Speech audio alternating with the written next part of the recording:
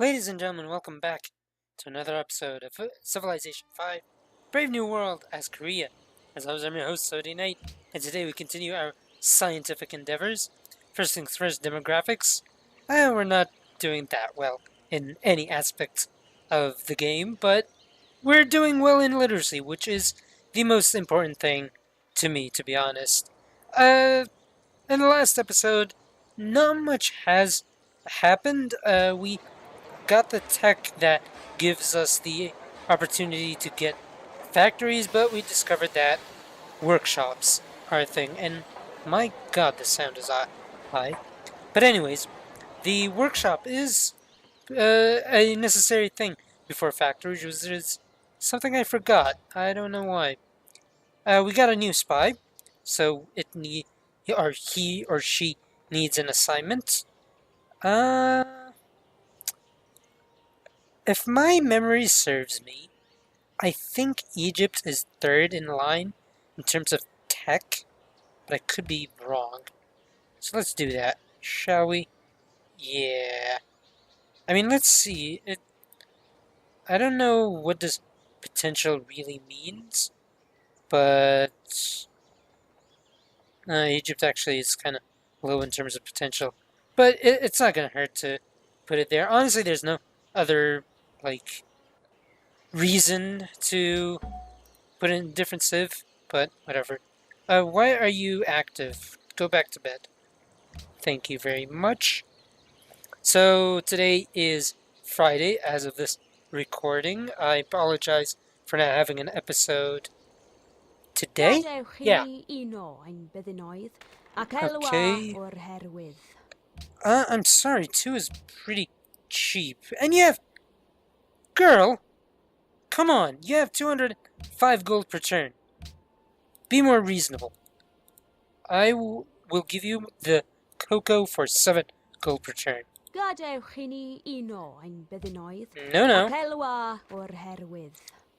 6. Propose. 5. Propose. Sure, whatever. Man. Again, I said in the last episode, these guys drive a very hard bargain. Also, we discovered yes, in the last episode, I actually went and watched the last episode just to make sure. Oh my god! So that is why she's moving her troops. Who declared who? Okay. That is very interesting. I'm pretty sure he wants Antioch. That is most likely. The greatest happiness for the thinking man is to have fathomed the fathomable, and to quietly revere the unfathomable. Okay. Whatever you say, Johann, Wolfgang, and I can't pronounce that last name. My apologies. Caravan, where can you go, my good friend? Why am I on this page? I am a moron. Let's go here. Caravan, from Seoul to Constantinople. Then you shall go to Constantinople. Speaking of trade, Civ 6, there's some new information in terms of Civ 6. Can't steal from Persia, alright. Is plotting against Ramses. I'm not going to say anything to Egypt. Let them be attacked. I'm a little bit worried about them.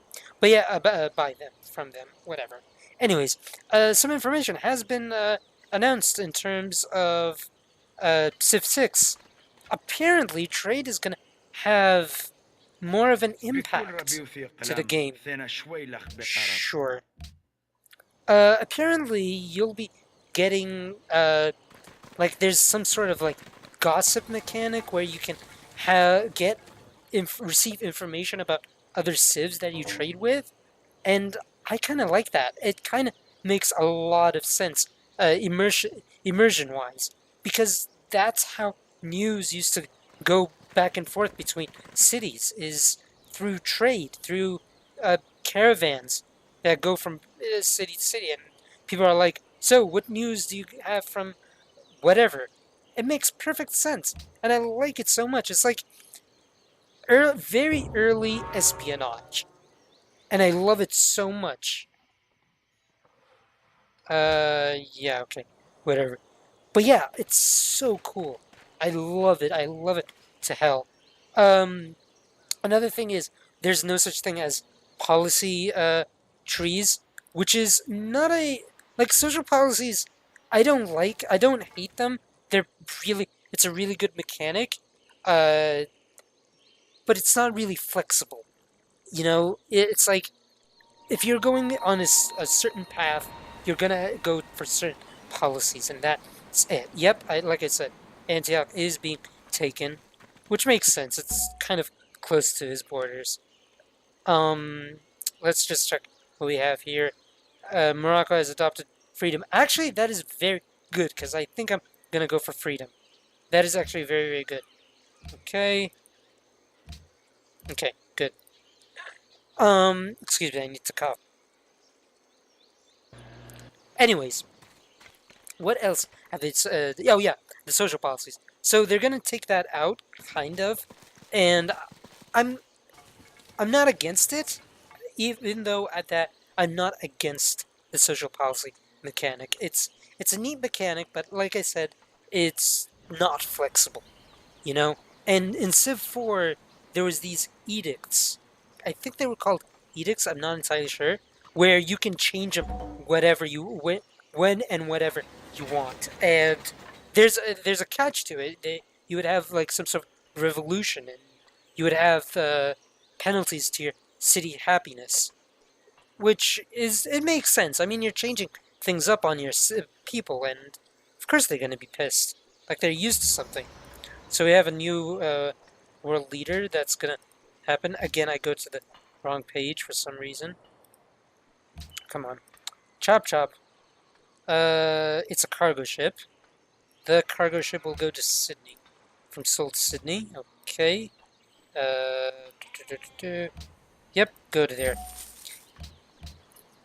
Let's finish with these things first before I continue my gush about Civ 6. Okay, you got the workshop. I'd like the factory, please. I still can't get the factory. Why? Ah, no, I can't. No, no, not the constabulary. I want the factory. Thank you. And,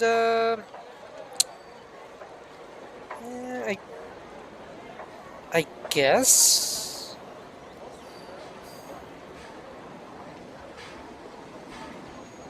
You should arrange and produce an additional one goal. Yeah, why not? We have a lot of, what you call it? Cargo ships. Tavern is happiness. I would love happiness, actually. Temple is faith. Not too keen about that. The bank is actually pretty good. I'll actually bump that up to here. And we'll go from there. Assign delegates. Doesn't really matter, actually. Go for Korea. Commit delegates. Yes. Can't steal from Egypt. Well, you suck. Golden Age is ended. Okay, whatever. You're finishing your bank. Why did I let you go for the bank first? That's pretty... Also, why am I going for me? I don't know what I was thinking. That's... I'm an odd person. Anyways. So yeah. No more... there was this edict kind of thing in Civ 4, and it was kind of cool. It's more flexible. Can do depending on your situation. You can change it up, whatever you like. And it had a political influence, or to be more specific, diplomatic influence in terms of like your relationship with other civs, and it was pretty immersive. I really, really liked it. Another thing that they've announced is happiness. There's no longer it will be a universal happiness. It would be city-based happiness. So they're going back to the Civ 4 situation. Again, I'm not that disappointed about it, but I actually like that kind of aspect. Because right now we have this global happiness thing, and it's really annoying us in terms of growth. So if it was a local happiness, I think it's more manageable, and I don't know. It might make like immersion wise. I think it makes more sense. I don't know. Maybe people would disagree with me on this, but I like the local happiness. I think it makes a lot of sense, especially when it comes to revolts, which I have no idea if they're going for a revolt kind of mechanic in Civ 6, but if they are, then it makes sense for a city specifically getting pissed at you. So yeah, the game is shaping up to be a good one, and I like that, especially after the I don't. So I was talking to the guys at the last King Standing about Civ Beyond Earth. We didn't go in depth. I just said it was a terrible game, and to be honest with you, maybe I was a bit harsh when I said terrible, but to me, I really thought it was a reskin of Civ 5, and I felt it was a waste of resources, a waste of time, and a waste of effort that could have been put into the development of Civ 6, which we don't know how long Fraxis has been working on this. But yeah, I think it would have been. Oh, I thought I hit next turn. Apparently not. But yeah, I don't know. I thought it was a waste of resources. Uh, all in all, it just seemed very, very bland. A total reskin. There was an addition of a mechanic or two into the game, but the theme is different. But other than that, it's really Civ 5. Um, yeah. So I'm happy, and uh, I have high expectations for Civ 6. What I like, and I'm really liking this, is that they're not stripping the mechanics that we have right now in Civ 5 after the DLCs. I was a little bit worried that they might strip a few mechanics to put it in a future DLC, and it seems to me that all the mechanics that have right now in Civ 5 with the DLC, not just Dat ik iets heb vanilla, wat u enig belang zal inboezemen. I think we're going to have it one way or another in the vanilla of Civ 6, which I can really appreciate, and I'm happy that they're going with that route. We don't know yet. This is just pure speculation, but that's what it looks like, and I'm happy about that. I'm really, really happy about that. Build me the factory, please and thank you. And then after that... Wait, why is it called... Why is it called like that? Minigiri? What? That... Interesting. I'm pretty sure this is the zoo, but I don't know why the name is changed. Give me a way house after that. Crystal Palace, what does this give us? Great, great people, engineer points. It is pretty good. One allowed in the world. Don't think I'll be able to get it. Ooh, the culture. This one is actually really good. I mean, the culture itself is very good.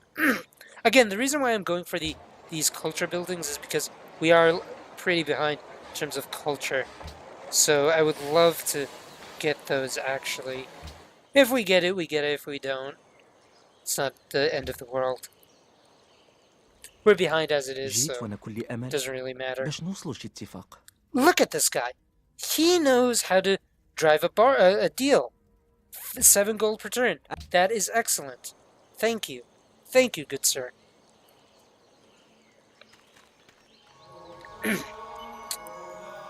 But yeah, tell me in the comments section if you are excited about Civ 6 or you just think it's gonna be like it's not a big deal to you.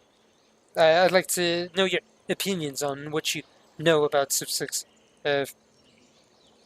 currently. Really interested in your ideas. Okay, losing grasp on Sydney. Well, I haven't been working on. Or have I dreamt it?